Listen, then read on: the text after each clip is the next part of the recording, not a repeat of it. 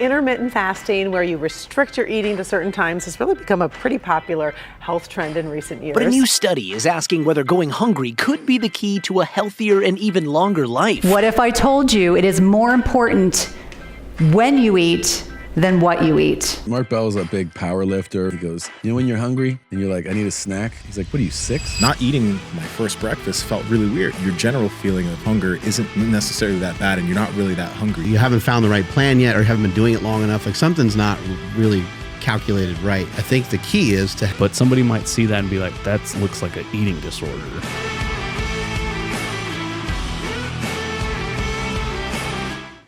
Yeah, so... You know, yeah, start one. Okay.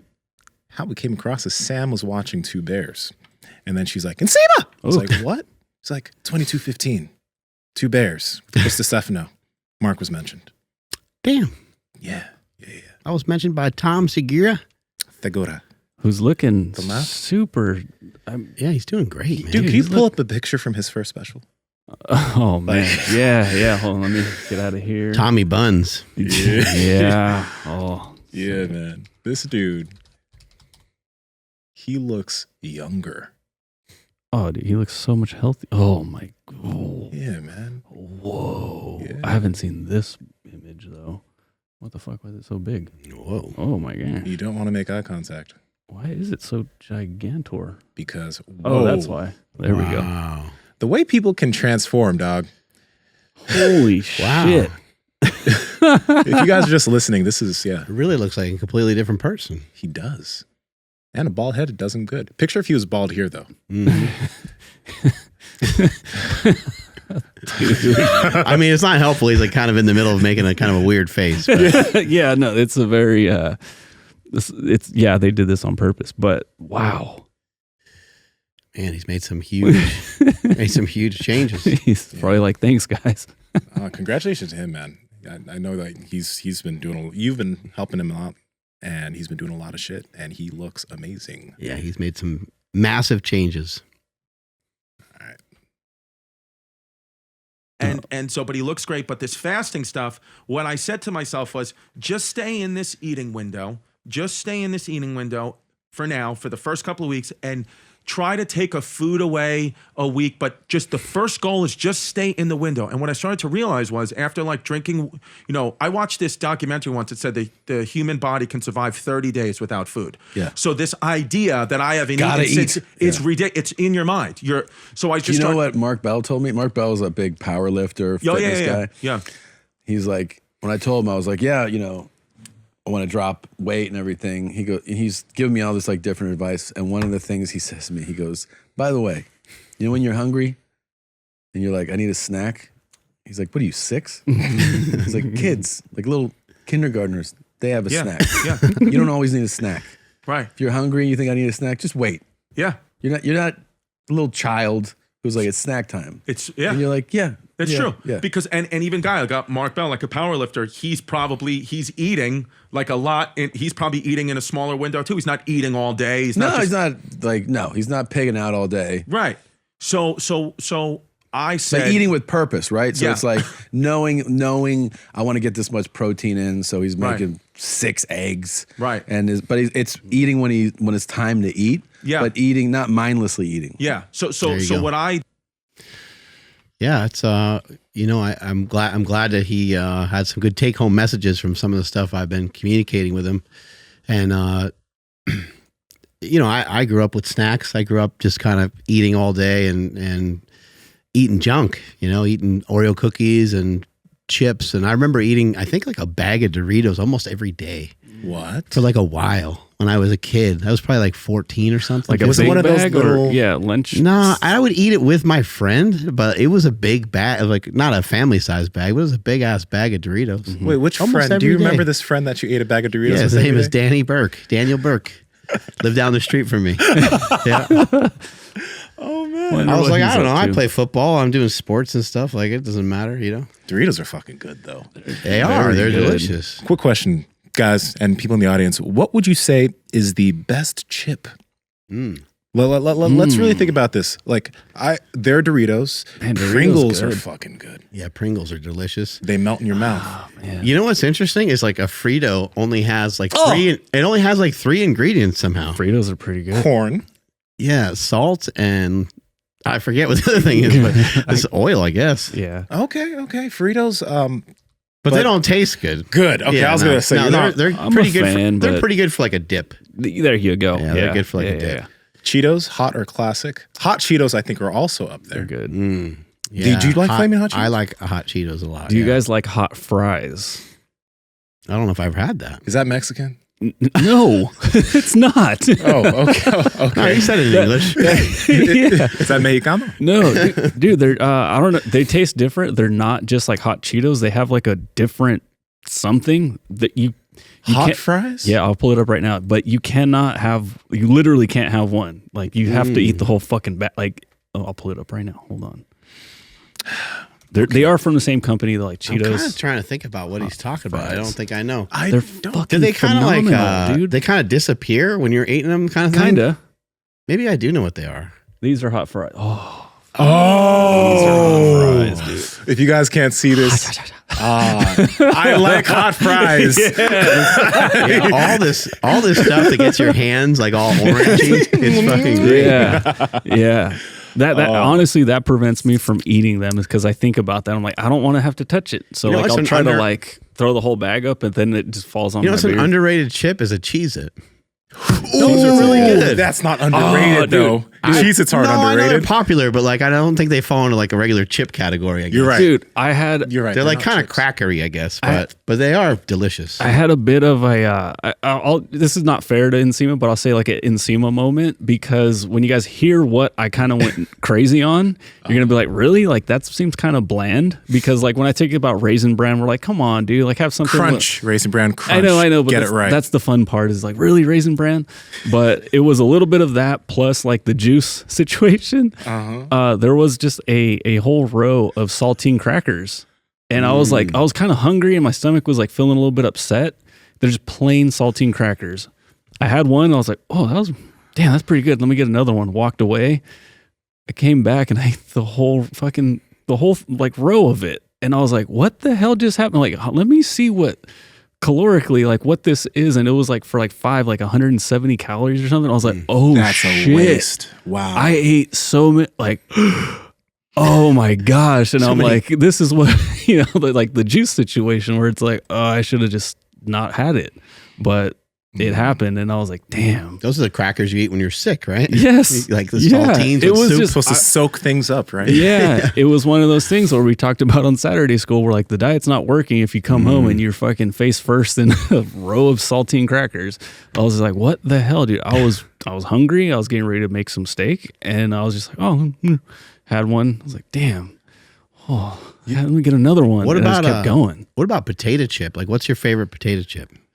Like you mentioned Pringles, but like, what Yeah. about other potato chips? What about Like like, a Lay's are straight trash. Lay's, They're like- Lay's are trash. Like Ruffles? Was that the Ruffles other are one? better than Lay's. Yeah, Yeah. yeah. But are there, French onion ruffles? Pretty good. those I've had. What's those. the orange one? Like a cheese, like cheddar cheese one. I think it might be cheddar cheese. Those are It's a little bit delicious. too much. Then there's Barbecue's good. what about like salt and vinegar? Like salt and vinegar deli chips. Those are really good. Oh, Kettle cooked? kettle? Yeah. That's the one, dude. Yes. Kettle cooked is so Have you good. ever had the kettle jalapeno chip Nah. in the green bag? I don't think I've had that before. Kettle cooked jalapeno chips. That sounds really good though. You could easily mow down just a plain ass tortilla chip, but have you had the tortilla chips that are like green because they're like avocado or some shit like I that? have. Those are good. Those are good.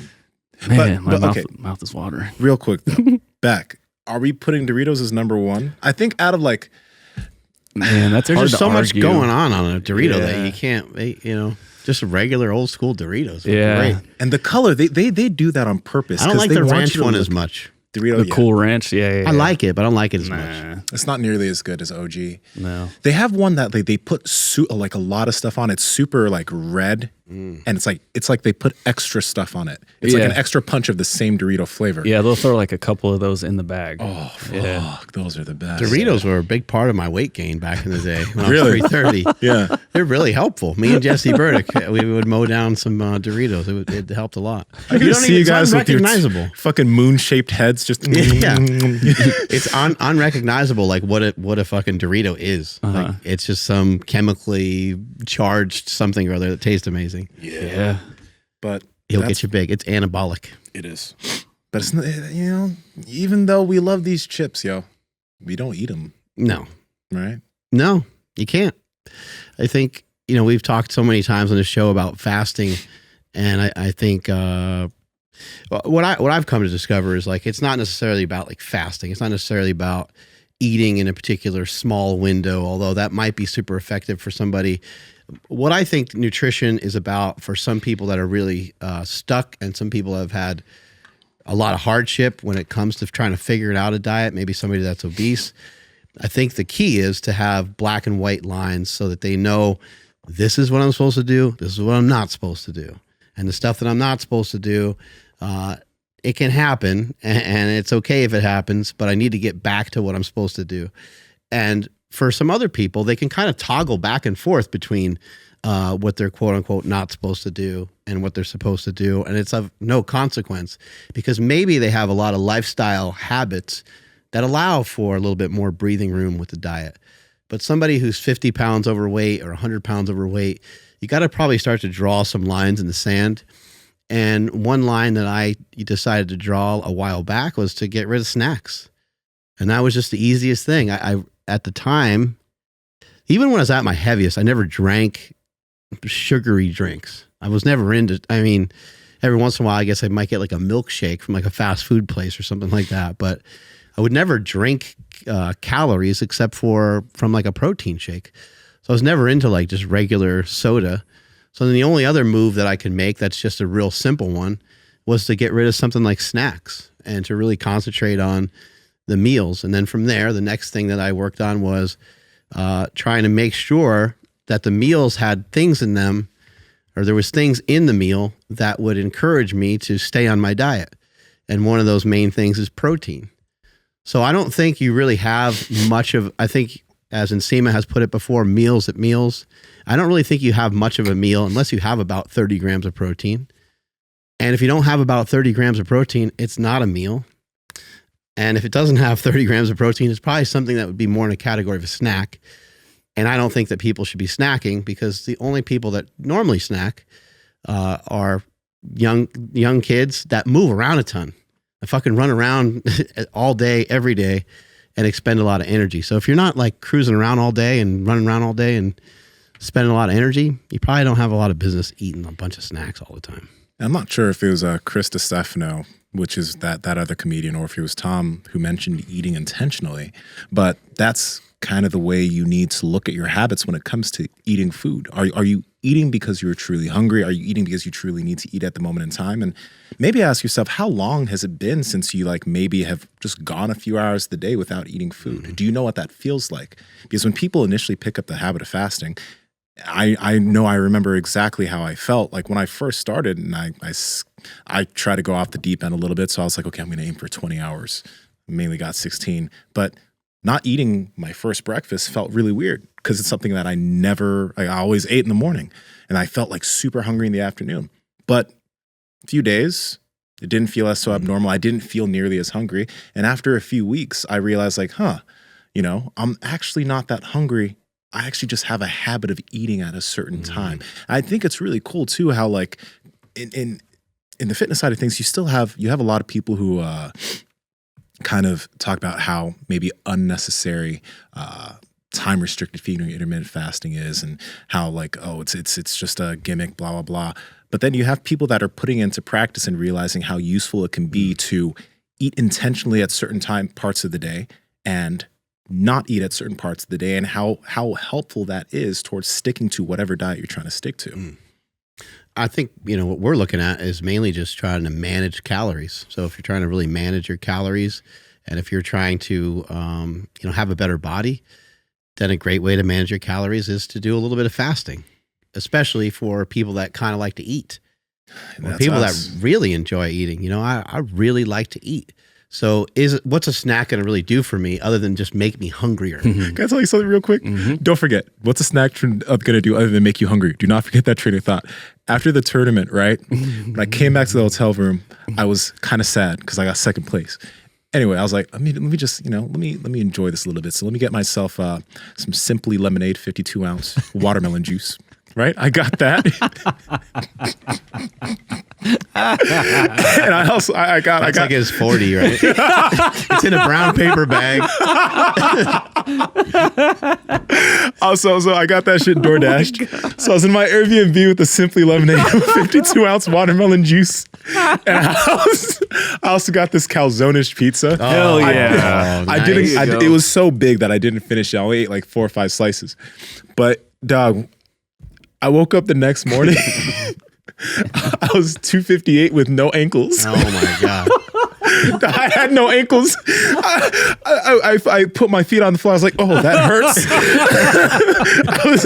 I was so bloated. I was like walking around like, oh God, this is what sugar does to you. I realized this is why I don't do this. Damn. But see, juice, just don't fuck with juice, people. That amount of sugar will fuck you. We need rules. We do need rules. We need some fucking restriction. And what I was saying earlier about the snack is like, if you look at the snack and think about it, it might be something you enjoy, and there should always be room for that. Like if you have an exercise routine that you're doing religiously and you're on a diet and stuff, and you can't just enjoy a snack here and there just to kind of say fuck it, then you haven't found the right plan yet, or haven't been doing it long enough. Like something's not really calculated right. I think you should be able to enjoy those things. However, what's the thing going to actually do for your hunger? Like if you want to just enjoy it, that's a side thing. But if you are going to eat it thinking it's going to do anything to like curb your appetite or to do anything to help advance your current nutrition, it's not going to do anything. It's even if it's something that's kind of innocent, like it's just like a bagel or something, like it's really most likely not going to really fill you up that much. And I would rather see people make decisions based on things having more protein in them. So even something I think could be really beneficial and helpful to a lot of people. I do think that fasting has a lot of merit because over time, fasting can make you more comfortable with being hungry, which I think is very safe and very healthy to a certain extent. And people should be able to go 3 or 4 hours during the day with no food and have it have no negative impact on like their body, their blood sugar, their mood. They should be able to get used to that over time. It might take a few weeks if you have never practiced that before. Most people aren't eating in the middle of the night, so a lot of people are fasted when they wake up. But I think it's important to get used to hunger, and what you'll notice is that I've seen reports of this before where they show like your blood sugar and they show your hunger and things like that. Your hunger moves around throughout the day regardless of food. So even if you eat, whether you eat or you don't eat, if you eat at 8 a.m., 10 a.m., your hunger is going to be up here. It's going to be high. If whether you eat or not, your hunger is still going to be high at 10 a.m. most likely for most people. There are strategies. There's things like protein leveraging. You could eat a bunch of protein and it might help you stay fuller for longer. There's coffee and things like that can kind of assist you through that process. But if you kind of get that in your head, like whether I eat or don't eat around 10 or 11 a.m., I'm probably going to be fucking hungry anyway. Mm-hmm. So it's just a normal pain that you normally deal with anyway. See if you can just push yourself through that here and there. Para Project family, how's it going? Now, Piedmontese Beef is a company we've been eating literally for years now because they have some of the best beef on the market. Tons of cuts, tons of different types of beef. Check them out. Andrew, where can they get it? At Piedmontese.com. That's Piedmontese.com. And at checkout, enter promo code POWER to save 25% off your entire order. And if your order is $150 or more, you get free 2-day shipping. Links to them down in the description as well as the podcast show notes. I do really like that. I like the idea of building your tolerance, right? Because I know that when we started fasting years ago, tolerance to hunger wasn't great, which is why we were great at getting heavier, because it's like, I'm just going to always eat. So initially when starting fasting, tolerance to feeling a little bit hungrier than usual was not good. But over time, your tolerance to that feeling of, first off, you understand that your general feeling of hunger isn't necessarily that bad, and you're not really that hungry. You're just like used to grabbing something. Bored, when maybe. you're bored, you got nothing, you feel like you maybe need to get some calories in. It's habit, right? But over time, like now, all of us here, we could go a full day here podcasting and doing shit and working out, and go home and eat some like 1 or 2 big meals, and we're fine. And on other days, I know that all of us here, we adjust. On certain days, we do eat in the morning, and that's fine too. But initially, if you're trying to build this habit, understand that you're not going to be able to, it won't feel like it's great initially, right? And one thing that would help you too is in the morning, maybe instead of reaching for food immediately or having that habit, if you want to start trying to build fasting into the habit of something you do, get some water and electrolytes. And yeah, like you said, coffee is a good appetite suppressant in the morning, but drink some water, get some electrolytes in, because that's something that will help you out and help you not feel as hungry so much during the day. Yeah, and also I think when you make the decision to fast, like I'm going to fast, I'm going to try this thing that they've been talking about on the podcast. It's sort of like like when you get a mosquito bite, like, oh shit, I got a bite. I didn't even notice it. You notice it, and now all of a sudden your arm is itching nonstop. So I think that when people are not used to fasting, and then they make the decision, then now all they think about is how they didn't eat, and that makes them hungry. And so one of the things that Mark talks about is occupy your mind. So like literally just take your mind elsewhere, go do something else, go on a walk, do something to get your mind off of eating, because, like you said, you're going to get hungry anyways, whether you ate or not. Let's try to just, skip breakfast and see how you can do when you don't think about food all day. Try to push your hunger off a little bit to a certain time of day. Maybe you know that you have a doctor's appointment or something, and it's at like 11. We'll see if you can just, all right, I'm going to try to survive until that time, and then I'm going to eat afterwards. Over time, you'll get more and more used to it, and you'll be able to fast for longer periods of time. But I don't really think there's a reason to get too caught up with like how long you fast. I think I practiced that enough to learn that for myself, where I don't think it matters that much in terms of like whether it's 16 hours or 12 hours or 10 hours. Just a couple hours, just a couple waking hours of fasting, I think works really, really well. Just maybe not eating 2 hours before bed, and then not eating 2 or 3 hours after I get up in the morning. That seems to be really, really effective. How many hours is that? I don't know. Do the math. 8 hours sleeping, plus a couple hours on the front and back end of that. Maybe it's like 12 hours. I think that's pretty easy to do. And we've like done some math on the show before where we talked about, if you were to do that every day, have 12 hours of fasting, 2 days turns into a full day of fasting, right? I mean, so you start to add that up over the course of a month and over the course of a year. You're spending a lot of time not eating, which might be a really good idea for somebody that's overweight. And then also, you know how like your phone has the amount of times you've picked up your phone to look at an app each day? Kind of maybe treat your food like that. So you actually gave me what was that snack that we just had? Oh, I just gave you some mackerel. It's mackerel Yeah, from fish, Wild Planet. Wild Planet, right?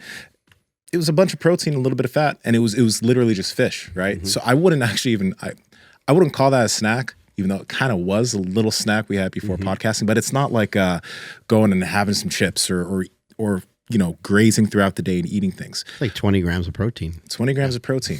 But maybe treat food kind of like that.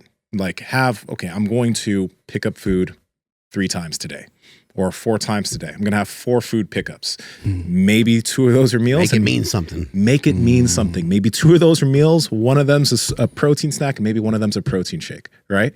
But you're intentional when you're eating something. It's not, I think that's a strong habit to build. The habit of making sure that when you eat, it's actually meaningful and it's doing something. It's not just something that you're continuously doing because you feel a little bit uncomfortable, you feel a bit hungry, you feel a bit stressed. The response to getting some food is sometimes for some people is a response to just feel a little bit better. Just feel some pleasure, feel a dopamine release from those fucking Oreos, which are so good, right? But but that's helpful. And we've talked about this before, though. Don't keep it in the house. You know, the reason why I don't have Oreos in the house is because I will go through 3 sleeves. No, truly. If it was in the house, I'm going to go through 3 sleeves. Oreos are good. You know, but it's not there. So there's already a barrier for trying to go get some of those foods. That is really a big deal. So whether you're at the office, you can guard your office space or whatever, but truly when you're at home, keep the things around you that you know you should be eating. And if you really end up wanting to get those Oreos, then now you have to go to the store and get it. But it's not just there waiting for you. You have better options.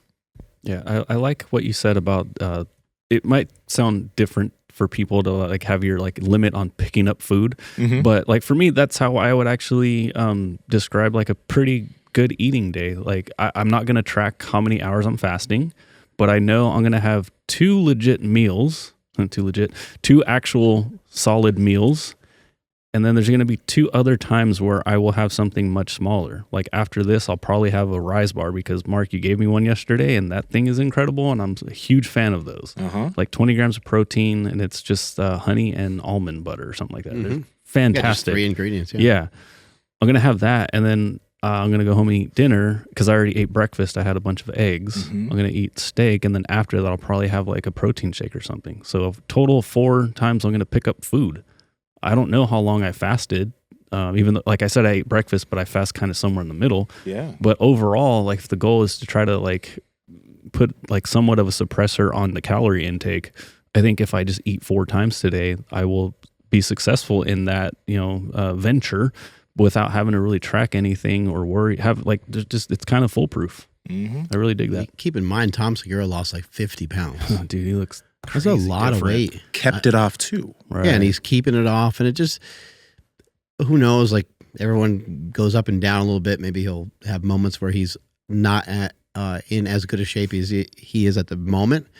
But like the most I could ever see him gaining his back is like another 10 pounds just from having like, everyone has slip ups here and there. But it seems like he's really locked into what he's doing.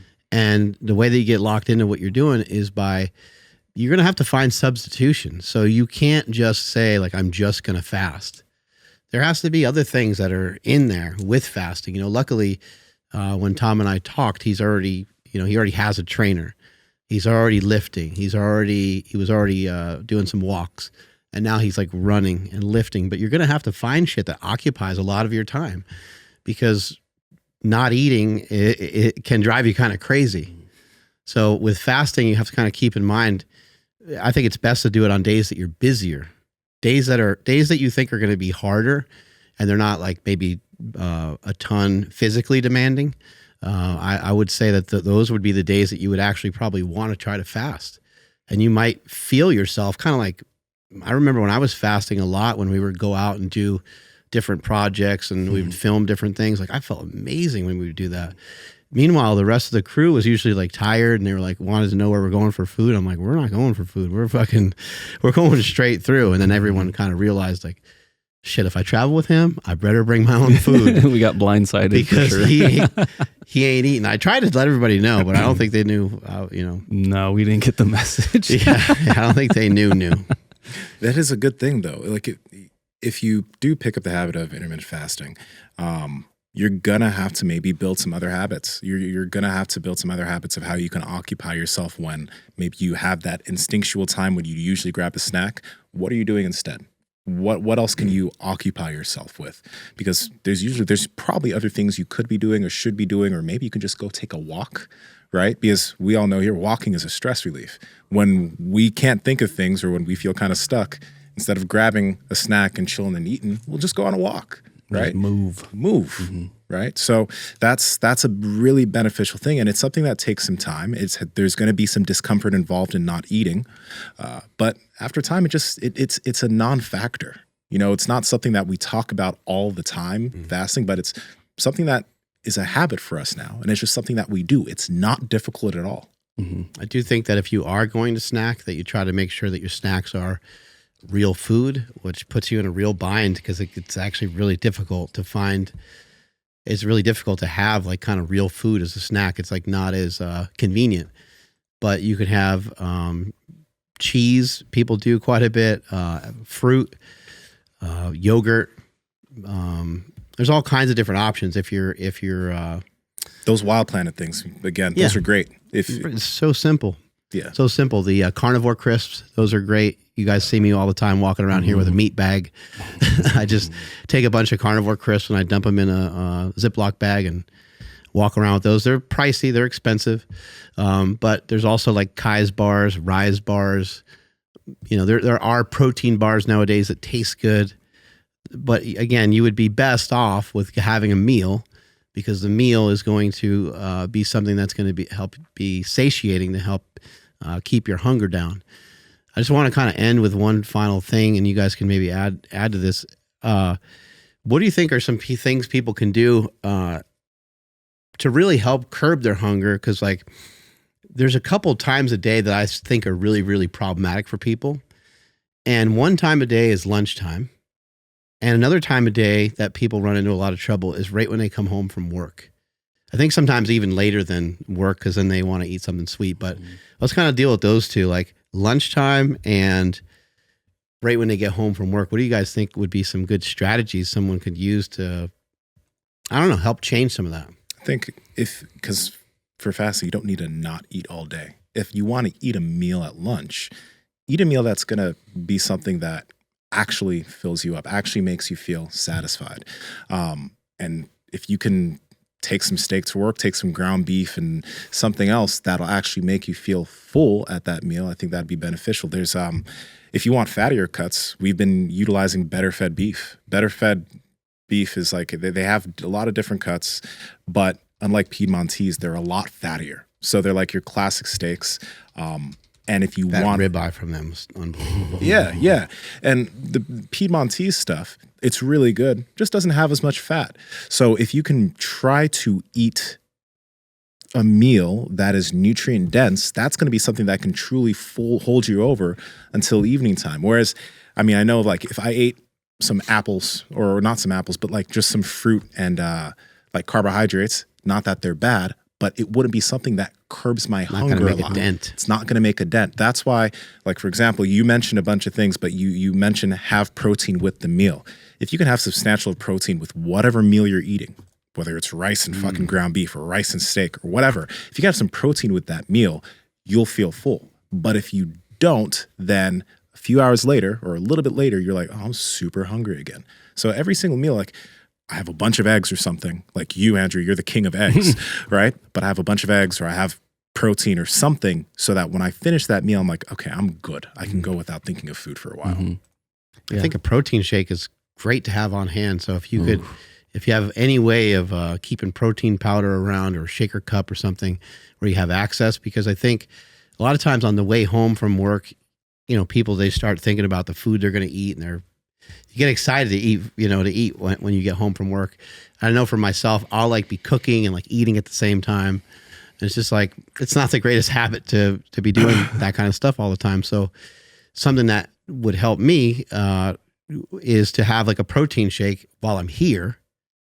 And then, you know, I drive home and it's like, you know, 30 minutes by the time I get home, I'm at least not as like ravenous. I can make better decisions. I can be a little bit calmer rather than just diving into the cabinet and eating everything that's in there. Let me ask y'all something real quick, because this is something that I've been doing with my protein shakes that has been like, I don't need fucking Ben and Jerry's anymore. And y'all know what carnation malted milk is?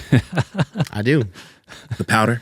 Yeah. So I'll make a protein shake and I'll put some carnation malted milk in there, because the protein shake's good. Don't get me wrong. It'll thicken it up. It'll thicken it up, but the Within You protein vanilla, really fucking good. But you add some carnation malted milk in that, whether you're using water for that protein shake or I use milk. You had carnation malted milk in there, bro. Is it like one of these? Yeah. That powder. I don't need ice cream. And I know I sound weird, but I like sound like a weird fitness freak. that stuff. So there's people that are doing stuff like this. There's people that are taking sometimes yogurt. You have to play around with the type of yogurt that you use. Yeah. People are throwing yogurt into their protein shakes and then putting it in the freezer, kind of turning it into like an ice cream. I've been kind of messing around with that for a while. And then I saw more recently people are using cottage cheese, which I haven't actually really tried, but it actually kind of makes sense with the consistency. At first, it kind of sounds gross, but you're like, no, actually, kind of makes sense. Like, because cottage cheese is kind of salty, But there's a lot of different options out there. If you kind of put your mind to it, you could start to figure some of these things out where you could have way better options than what you used to have. What's up, Power Project family? It's time to stop dressing like you're a fucking preschooler and step your game up by checking out Viore clothing. Now, I'm not one to talk. I wear a fucking pink hat that has a dog on it, but at the end of the day, at least my shirt and shorts are popping. So head to Viore because they have great stuff for your top and your bottom. Andrew, how can they get it? Yes, you guys got to head over to viore.com/power project. That's VUORI.com/power project. And you guys will automatically receive 20% off your order. Links to them down in the description as well as the podcast show notes. Let's get back to the podcast. Yeah, I was going to say protein shake, but like the Fairlife protein because it's super delicious. It's nice and thick. Basically, it's like a dessert. But the other day, I think it was a Friday, so jiu-jitsu in the morning, podcasting here, traditional day. But I was like, hey, let's go to In-N-Out because I'm freaking hungry. I'm going to get like 6 Flying Dutchmen. Like I'm starving. Wasn't actually starving, right? But that's the verbiage that we tend to use. It's like, dude, you're not starving. But I was very hungry. And I had the Fairlife protein on the way to In-N-Out, which is not very far. So it was basically right before the meal. And I got there and I'm like, I'm not that hungry anymore, but I'm still going to get 5. I got 5 and I only got through 4 because I was completely stuffed. There And you go. keep in mind, I eat 5 without really trying. Like that's just normal. I only got through 4 and I was like, whoa. Like I was kind of upset because I'm like, damn, I ordered too much. Like that's a waste. But I was also pretty pumped because I'm like, dude, that protein shake just totally crushed that hunger. It's like jerking off before a date, right? Yeah. You can think clearer. Get it out there. Yeah. Yeah, you don't want to go out with a loaded weapon. That's so true, man. Yeah. No. But yeah. go ahead. I just wanted to ask you guys, I know we're trying to wrap things up, but a lot of people will use the word disorder when we talk about fasting because yesterday I had that Rise bar, but that's all I had. I didn't eat breakfast. So when I got home, I live in a really cool like location to where like I can smell Black Bear Diner. And when I say cool, I mean it's cool when you're wanting to go get it, not cool when you're trying not to go get it.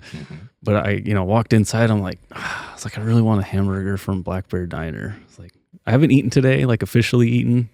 I think we'll be okay. But that's all I ate the entire day. And the meal that I got was Bob's Big Bear Burger with an extra patty. And it was gigantic and I couldn't finish the fries because I was so stuffed. But that's all I ate the entire day. Trying to think, I did have more protein towards the end of the day in the form of a shake. But somebody might see that and be like, oh, you didn't eat the entire day so you could stuff your face with this hamburger. That looks like an eating disorder. That's stupid though. It's one hamburger and a little like. So can you please explain why that's not? Because I just know people will be like, oh, that seems like it's a terrible habit to have. Well, something like 8 to 10 ounces of meat in a day is like, you're not going to end up with malnutrition for a long time if that's what you ate every day. Even if that was the only thing you ate. And you sound like you had a little bit more than that. And so I think that's it's plenty of nutrition, but also I think the eating disorder that we have here in the United States, like medical issues aside, people that undereat and things like that. The main disorder that we have is people tend to overeat. They have a unhealthy relationship with food, and people they literally kind of eat all day, graze all day. They're consuming calories all day through liquid and through different foods. And so that is the thing that most people need to try to figure out a way to combat. And this is the adjustment. The adjustment is to let's set up like a fasting window. And again, you don't necessarily need a fasting window, but you do need to figure out a way. What's the best way for me to attack this moving forward? The best way for you to attack being overweight is to try to figure out a way to deal with hunger a lot easier. Hunger and cravings are the reason why every single diet fails. It's the reason why anyone would fail on a diet, for those two reasons. So try your best to figure out what's going to help you negotiate that corner the best. And in my opinion, I think fasting plays a huge role in that. Damn,